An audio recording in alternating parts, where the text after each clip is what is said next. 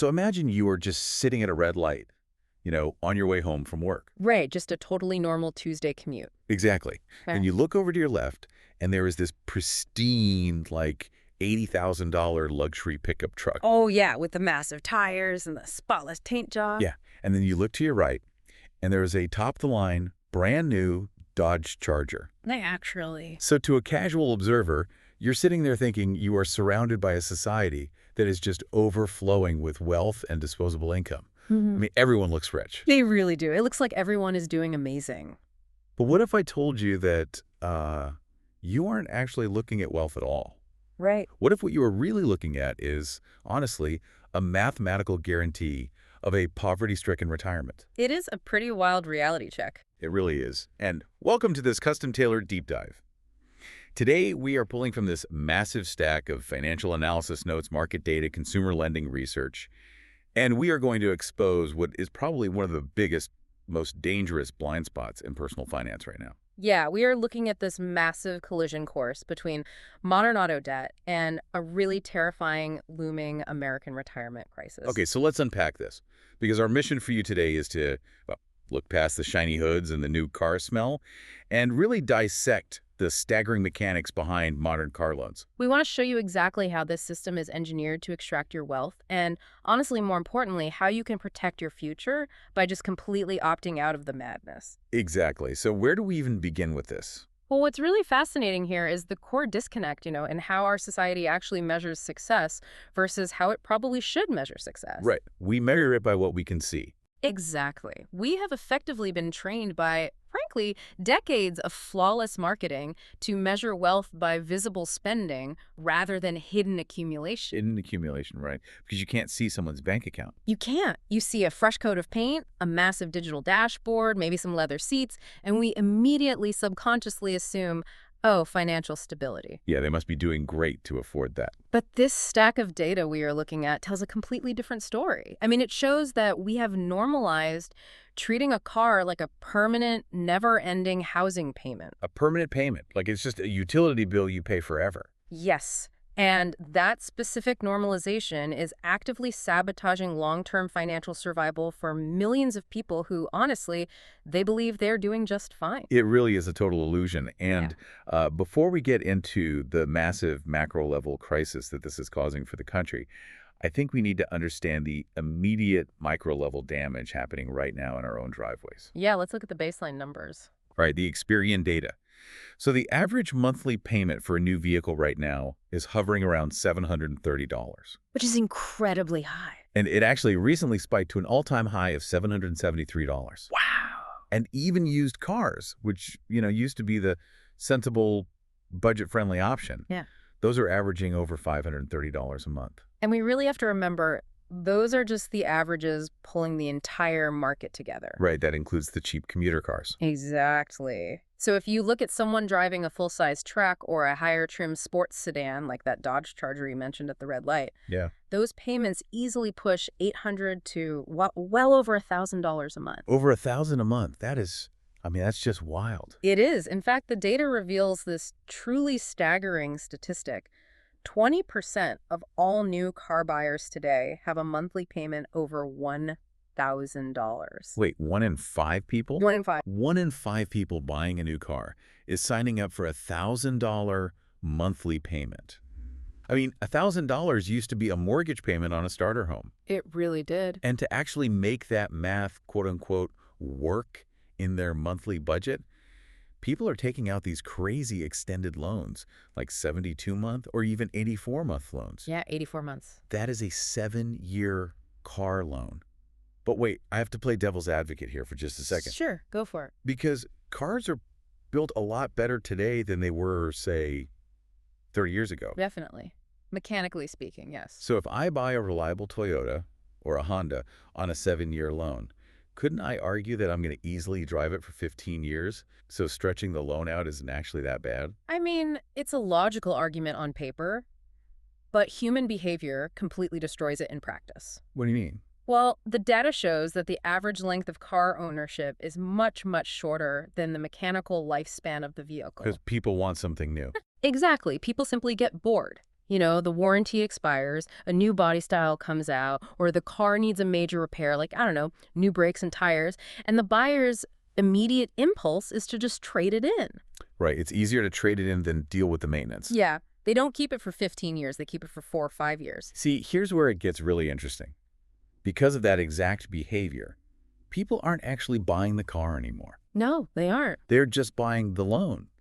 They're basically treating cars like a subscription service, rolling one 5 or 6 year loan right into the very moment it's paid off. Or honestly, even worse, they trade it in early. Yes. Let's actually talk about that because the sources mention people rolling negative equity into their new loans. Can we explain mechanically how that trap actually works? Absolutely, because this is the mechanism that absolutely buries people. It's so dangerous. It is. So negative equity, or being underwater on a loan, means you owe the bank more money than the car is actually worth. Because a new car depreciates, meaning it loses its value so rapidly, and an 84-month loan pays down the principal so slowly, you are almost guaranteed to be underwater for the first 4 to 5 years. Because you're mostly paying interest at the start. Right. So imagine you owe $30,000 on a car, but the dealer says it's only worth $20,000 on a trade-in. Ouch. Yeah. You have $10,000 of ghost debt. Ghost debt. I like that term. It's exactly what it is. And when you buy your next car, the dealer just takes that $10,000 and bakes it into your new loan. So you're paying for a car you don't even have anymore. Exactly. Now you're paying interest on a car you don't even own anymore, right on top of the car you just bought. It's like running on a treadmill that is speeding up while the floor beneath you is actively crumbling. Yes. You are running as fast as you can just to stay in place, but the debt just keeps compounding beneath your feet. I mean, dealerships push these long loans specifically to hide the total cost of the vehicle inside a digestible monthly payment. That's the whole trick. Right. But mathematically, you are being eaten alive. That crumbling floor analogy is totally perfect. And the brutal opportunity cost of that decision is what's driving this entire crisis. Let's talk about that opportunity cost. Yeah, let's break down the real math on that $800 payment. You are pouring heavy capital into a highly depreciating asset. A depreciating asset. It goes down in value. Rapidly. A new car loses roughly 15 to 20% of its value the absolute second you drive it off the lot and through its first year. Just poof, gone. Gone. By year 5, it has lost about 50% of its value. So you are paying this massive premium, plus interest, to hold an asset that is actively vaporizing your wealth. So what happens if we completely flip the script? Okay. Like, what if, instead of handing a dealership $800 every single month, you drove something sensible, paid for it in cash, and diverted that exact same $800 into a broad market index fund tracking the S&P 500? Now we're talking about real wealth building. Right, but I want to really dig into this because people hear index fund and compound interest, and it just sounds like, boring financial jargon. Sure. How does that money actually grow? Okay, think of compound interest like a snowball rolling down a very long hill. Okay, a snowball. When you invest in a broad market index fund, which, by the way, is essentially just buying a tiny slice of the 500 largest, most successful companies in America, your money earns a return. Right. Let's use a very conservative historical average of a 7.5% annual return. Seems totally reasonable. Yeah. So in the first year, your $800 a month earns a little bit of profit, but in the second year, you aren't just earning profit on your contribution. You're earning profit on the profit. Exactly. You are earning profit on the profit you made the year before. The snowball gets bigger, and it picks up momentum. The money starts making its own money. Precisely. And the numbers become absolutely staggering over time. Let's hear them. In just 5 years, your total out-of-pocket contributions of $48,000 would grow to $58,000. Okay, it's a nice gain, but nothing crazy. Right, nothing crazy yet. However, in 15 years, you've put in $144,000, but the snowball has gotten massive. Compound interest brings your total up to $262,000. Wow. Over $250,000. And it gets better. In 25 years, over a standard working horizon, your $240,000 of actual contributions compounds into an astonishing $718,000. 700. Okay, let that sink in for a second. Yeah. That shiny truck in the driveway isn't just an $800 monthly payment. No, it is not. That car payment is literally a $750,000 retirement fund. Yep. They are trading $750,000 in future security for a vehicle that will literally be crushed into a cube and sitting in a junkyard 20 years from now. That is the exact, undeniable mathematical reality.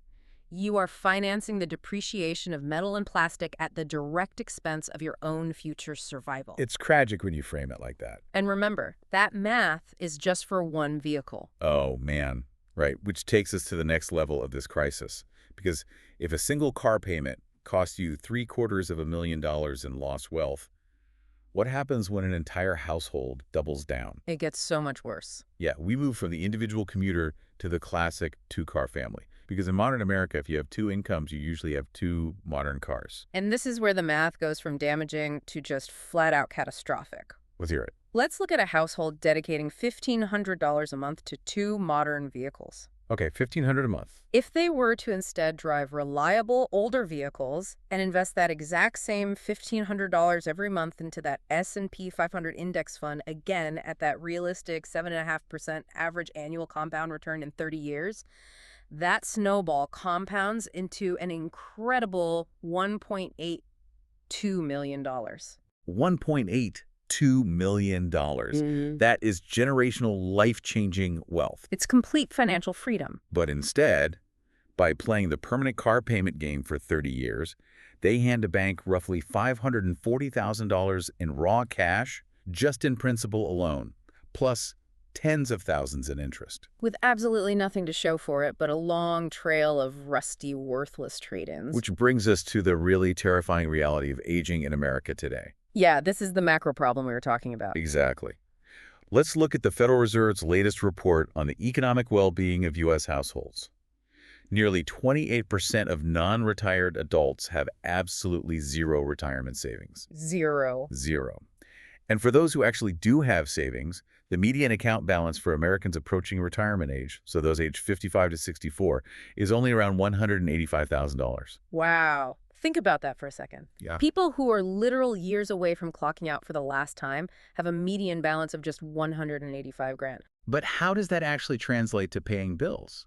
Like, how do we calculate what that means for monthly income when you retire? So in financial planning, there is a standard metric called the 4% rule. 4% rule. Right. It is a safe annual withdrawal rate designed so you don't deplete your principal too quickly and, run out of money while you are still alive. So you leave the money in the account to keep growing. Exactly. You leave the bulk of your nest egg invested to continue growing, and you only peel off 4% a year to live on. Okay, so let's apply the math. At a 4% withdrawal rate, a $185,000 nest egg generates about $7,400 a year. $7,400 a year. Yeah. That is just $616 a month in supplemental income. $616 a month. I mean, that barely covers groceries and basic utilities for two people, let alone a modern car payment. It doesn't even come close to covering the reality of modern living. And this raises a really important question. What happens when we factor in life expectancy? Because people are living longer. Exactly.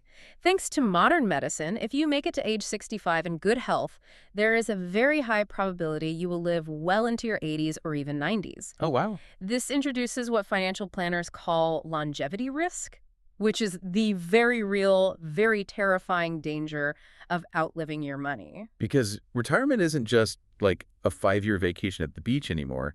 It is a 25 to 30-year chapter of your life. It's an entire generation of time. Exactly. When you map out the biological reality of aging over 25 or 30 years, you start to see how quickly that tiny nest egg shatters. So how does that play out? Well, think of your late 60s and early 70s as your active years. Okay. You might actually have the physical health to travel, play golf, or enjoy your hobbies. But because you only have that $616 a month, plus your average Social Security check, you are heavily restricted. Because you just don't have the cash. Right. You simply can't afford to do the things you finally have the free time to do. So you basically scrape by in those early years, staying close to home. Yeah. But then you get older. What happens if you move into your late 70s and early 80s? This is where inflation hits hard. The purchasing power of a fixed income drops significantly over 10 or 20 years. Things just get more expensive. Always. The cost of food goes up, the cost of property taxes goes up, but your income stays flat.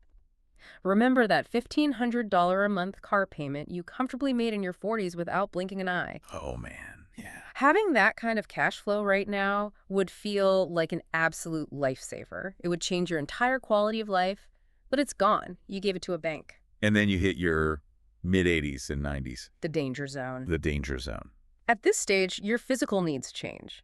Assisted living or long-term nursing care isn't just a luxury, it becomes a medical necessity. Right. And a facility that provides daily care can easily run $5,000 to $9,000 or more every single month. Your Social Security check alone won't even touch a fraction of that cost. So what does this all mean? It means this isn't just a story about someone being quote-unquote bad at budgeting. No, not at all. This is a massive systemic transfer of wealth. Mm-hmm.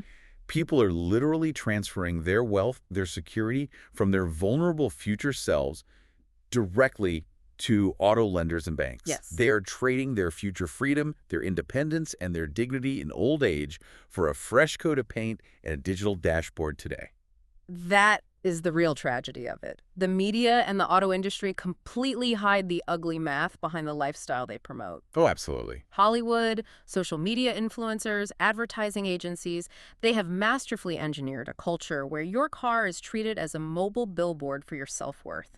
They sell the illusion that driving a high-performance vehicle means you have finally arrived. Look, I get it. The marketing is basically flawless. You work hard, you get a promotion, you put in the hours, and you feel like you deserve a tangible reward. Of course you do. Opening up a Vanguard brokerage statement on your phone doesn't give you that new car smell. No, it doesn't. It doesn't make the neighbor look out their window with envy.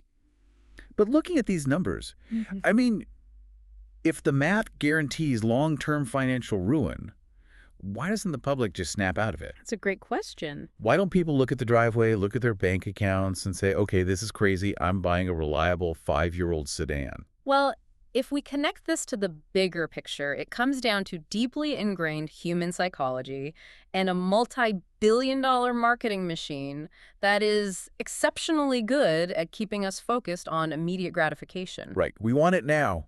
Think about how we instinctively judge status in our society.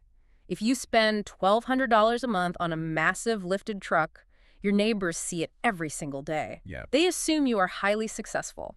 But if you quietly invest $1,200 a month in an index fund while driving a dented 15-year-old compact car, the world assumes you are struggling. Even if you're a millionaire. Exactly. True wealth is almost always invisible. It's the classic trap. We're constantly trying to keep up with the Joneses. Yeah. But according to the data in our sources, the Joneses are completely broke. They usually are. They are financing a lifestyle they can't actually afford, purely to impress people they don't even really like.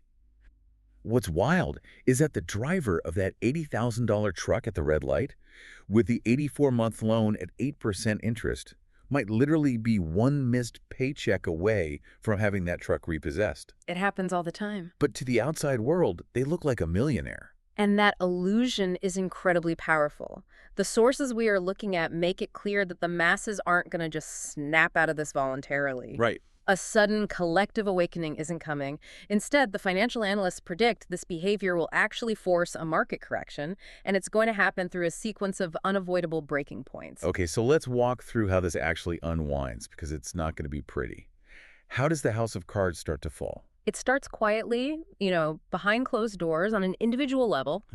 Analysts call it the age 62 reality check. The age 62 reality check. This is the moment when an individual hits their early 60s, starts thinking seriously about retiring, and finally logs into their 401k to see where they stand. And what do they see? They see that median balance of around $134,000. Then they look out their living room window at a vehicle in their driveway that cost nearly that much when it was brand new. Oh, man. The panic sets in because the math is suddenly unforgiving. They realize they have lost 30 years of compound interest. And time is the one single asset you can never buy back. That is a brutal realization to have when you're too old to fix it. You can't just work a little overtime and catch up on 3 decades of lost compounding. No, you can't. So that is the individual breaking point. Right. But how does that spill over into the broader economy? The real wall we hit is the credit market. The market eventually forces a correction when the banks themselves tighten the reins out of self-preservation. Are we seeing that happen yet? We are already seeing the bright red warning signs today. Used car interest rates have been hovering over 10%, with new cars sitting near 7%. 10% on a used car. Yeah. When you combine historically high vehicle prices with those kinds of interest rates, the math literally stops working even when you stretch the loan out to 7 years. Because of that negative equity we talked about. Exactly. If you stretch a high-interest loan to 7 years, the floor crumbles faster than ever. You owe way more than the car is worth because it loses half its value in 5 years. You are totally underwater. Exactly. And when the economy hits a slight bump and repossession rates spike, banks suddenly realize they can't recover their capital. Because the car isn't worth the loan amount. Right. If they repossess an overfinanced vehicle that has heavily depreciated, the bank takes a massive loss at auction. When those losses pile up, lenders panic. They tighten lending standards. And the party ends. Yes. If the banks start rating 84-month loans to subprime or overextended buyers, the luxury truck party ends overnight. Dealership lots fill up, prices have to slash, and the market corrects itself because the easy credit simply dries up. Which brings us to the biggest, most concerning breaking point of all. And this one is critical because it affects everyone listening to this right now, even if you drive a paid-off beater and invest all your money. Yes, the generational strain on our public resources. Let's unpack that. Over the next 10 to 15 years, a massive wave of the workforce will hit their 70s and 80s. They will have a fantastic vehicle history, a lifetime of shiny trade-ins and fond memories of new car smells, but absolutely zero nest eggs. Right. As we discussed with longevity risk, when these millions of individuals hit their 80s and physically need assisted living or long-term care that costs up to $9,000 a month, they won't have a dime to pay for it. And as we established, Social Security isn't going to cover a $9,000 a month nursing home facility. It's mathematically impossible. Not even close. So where does that burden fall? It falls heavily on state-funded long-term care and Medicaid. Which means taxpayers. Exactly. This is going to severely strain our public resources. The system was never designed to fully support an entire generation that traded its wealth-building years for consumer debt. It is going to force a massive, unavoidable national conversation about how we fund aging in this country when the elderly are entirely broke. So bringing this all back directly to you, the listener, what is the ultimate takeaway here? It's all about perspective. Right. At the end of the day, a car is simply a tool. Its entire mechanical purpose is to get you from point A to point B safely and reliably. Yes. The media, the advertising agencies, the societal pressure, they completely hide the ugly mathematical reality behind the flashy lifestyle. You have to remember that your most valuable financial asset isn't the depreciating metal box parked in your driveway. Your most valuable asset is your cash flow. Funding a retirement account today is how you ensure that when you are in your 80s and 90s, you actually have choices. Choices, yeah. You have independence, you have dignity. You aren't relying on an underfunded state agency to dictate the quality of your care. Those are things a depreciated Dodge Charger or a fancy pickup truck can never, ever buy you. Exactly. The absolute smartest thing you can do right now is quietly opt out of the madness. Refuse to play the game on their terms.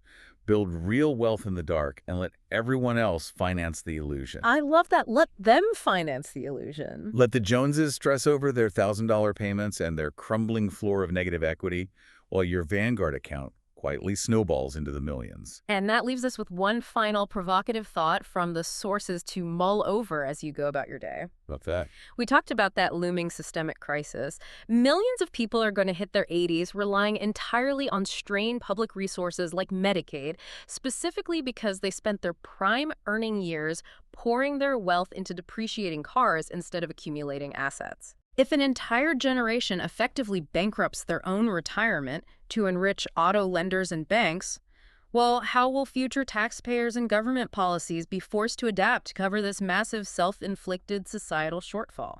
That is a scary thought. It is.